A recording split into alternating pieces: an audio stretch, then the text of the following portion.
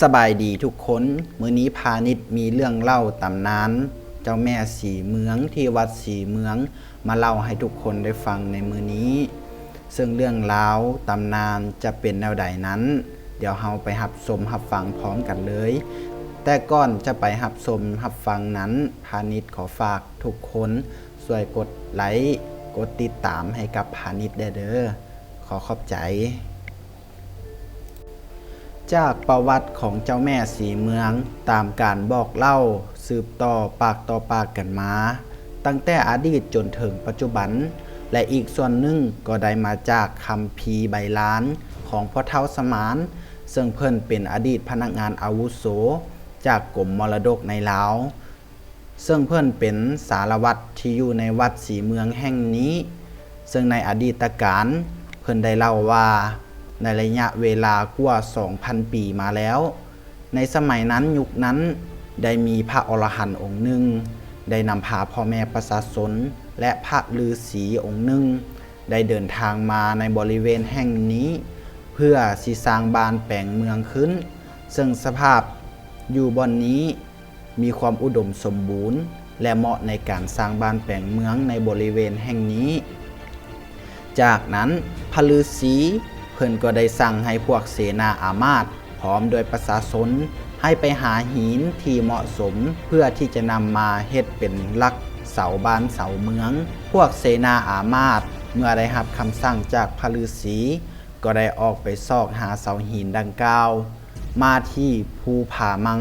ซึ่งใช้เวลาในการตามหาเสาหินหลักเมืองนี้เป็นเวลา3 เดือนจากนั้นก็ได้ให้พวกเสนาทั้งหลายไปตีค้องประกาศทั่วบ้านทั่วเมืองสอกหาคนที่จะมาเป็นพ่อบ้านแม่เมืองพวกเสนาก็ได้เป่าประกาศไปจนฮอดเขตบ้านโศกใหญ่ก็ได้มีนางคนหนึ่งได้มาเสนอตัวอาสาที่จะมาเป็นแม่บ้านแม่เมืองนางนี้ชื่อว่านางสีซึ่งในตอนนั้นนางสีก็ได้ตั้งครรภ์ซึ่งอายุก็ได้เกือบ9 เดือนแล้วพอดีไก่สิคลอดลูกออกมาแล้วแต่โดยความศรัทธาอยากเป็นแม่บ้านแม่เฮือนนางจึงได้ไปขออนุญาตจากผู้เป็นสามีของนางก็บ่ได้ว่าอีหยังได้อนุโมทนาสาธุได้อนุญาตให้นางเฮ็ดในสิ่งที่ตนต้องการและปรารถนาเสนาอามาตย์ได้นำเอาม้าสีขาวตัวหนึ่งให้นางสีขี่เข้ามาในบริเวณที่จะฝังเสาหลักเมืองแห่งนี้ซึ่งตรงกับวันอังคารเดือน9ปีขานเมื่อนางสีขี่ม้าเข้ามาฮอดยังบริเวณแห่งนี้แล้วทางมหาอุปราชและเหล่าเสนาอามาตย์ก็ได้ดำเนินการเฮ็ดพิธีโดยให้นางสีรับศีล8จากท่านฤาษีเมื่อสำเร็จเสร็จสิ้นในการรับศีล8แล้วนางสีก็ได้อธิษฐานอยู่ที่ปากขุมเสาหลักเมือง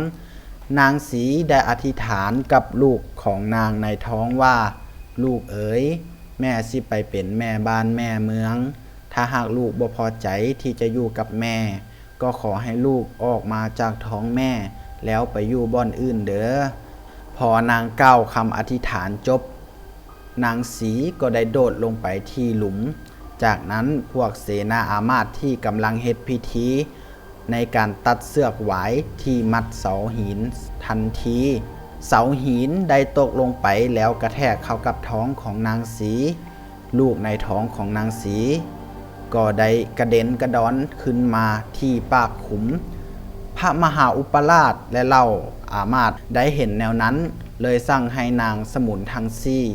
นำเด็กน้อยผู้นั้นไปเลี้ยงส่วนนางสีก็ได้เสียชีวิตอยู่ใต้เสาหินหลักเมืองจนมาฮอดทุกมือนี้ส่วนลูกของนางสีที่นางสมุนทั้งสี่ได้เอามาเลี้ยงไว้ก็ได้ตั้งชื่อให้ว่าบุญคงกงเสด็จเมื่อบุญคงกงเสด็จอายุได้7 ปีก็ได้เข้าบวชเป็นสามเณรในวัดแห่งนี้ต่อมาอีกหลายปีก็ได้มีการเกิดมีสงครามขึ้นจึงเหตุให้สถานที่แห่งนี้ถูกทิ่มหางมาหลายกว่า600 ปีแล้วก็มีต้นไม้น้อยไม้ใหญ่ปกคลุม6 เหือเต็มไปหมดในวัดแห่งนี้จึงเฮ็ดให้มีการหลงเหลือรอดจากสายหูสายตาจากการเฮ็ดสงครามต่อมา ก็ได้มีพญาองค์หนึ่งพร้อมกับเหล่าเสนาอามาตย์และประชาชนเดินทางลงมาด้วยแพโดยล่องลงมาตามลำแม่น้ำของ และก็ได้มาพักเสาอยู่ที่หาดดอนจันทน์ในขณะนั้นก็ได้มีชาวบ้านในบริเวณแถวนั้นได้มาถามว่าพวกท่านมาจอดแพในบริเวณแห่งนี้มีจุดประสงค์อันใดจึงได้รับคำตอบว่าสิพากันมาสร้างบ้านแปลงเมืองพวกชาวบ้านก็เลยบอกว่า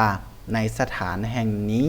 ได้มีเจ้ามีจอมขอให้พวกท่านจงไปสร้างอยู่ที่คุ้มหัวดอนทางพุ่นเด้อฝ่ายพญาเห็นว่าสถานที่นี้เหมาะสมก็เลยตั้งทัพขึ้นแล้วพร้อมกับสร้างบ้านแปลงเมืองมาจนฮอดปัจจุบันนี้บ่อนที่เป็นเสาหลักบ้านหลักเมืองของเวียงจันทน์แม่นเป็นวัดชื่อว่าวัดศรีเมืองซึ่งเป็นวัดอารามหลวงของเวียงจันทน์ซึ่งมีความศักดิ์สิทธิ์หลายซึ่งในสมัยบูฮานการเฮ็ดพิธีสำคัญของกษัตริย์บูฮานบ่ว่าจะเป็นการเฮ็ดพิธีสำคัญใดๆก็ตาม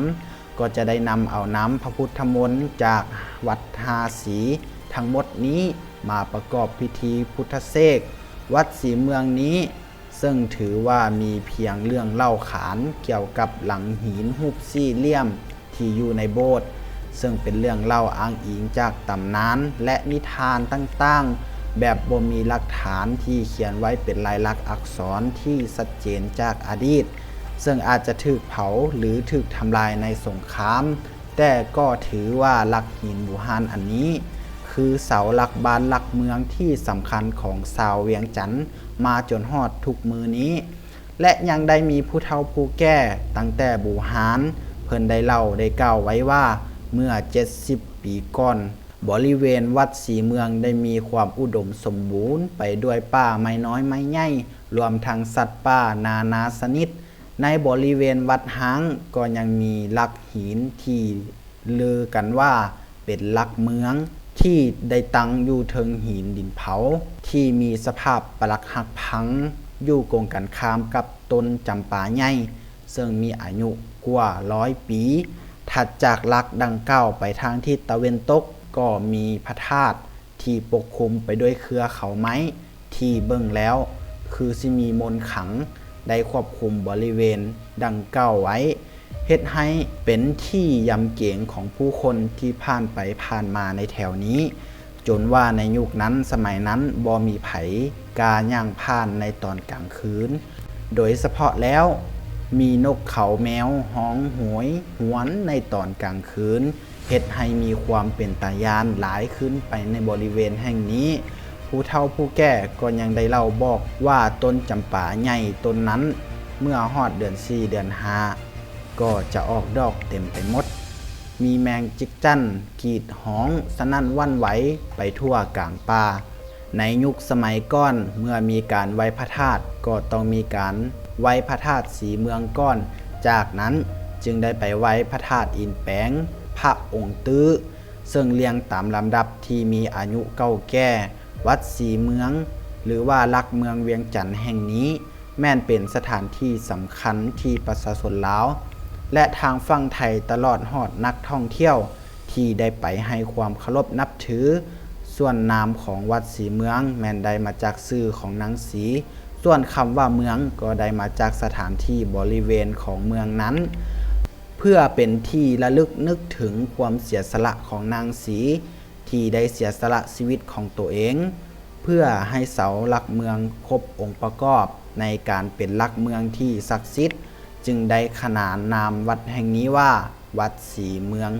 จนมาฮอดปัจจุบันซึ่งเรื่องราวตำนานก็ได้จบลงเพียงเท่านี้หากมีข้อมูลผิดพลาดหรือบกพร่องประการใดพาณิชย์เองต้องขอโทษขออภัยนำทุกคนเด้อ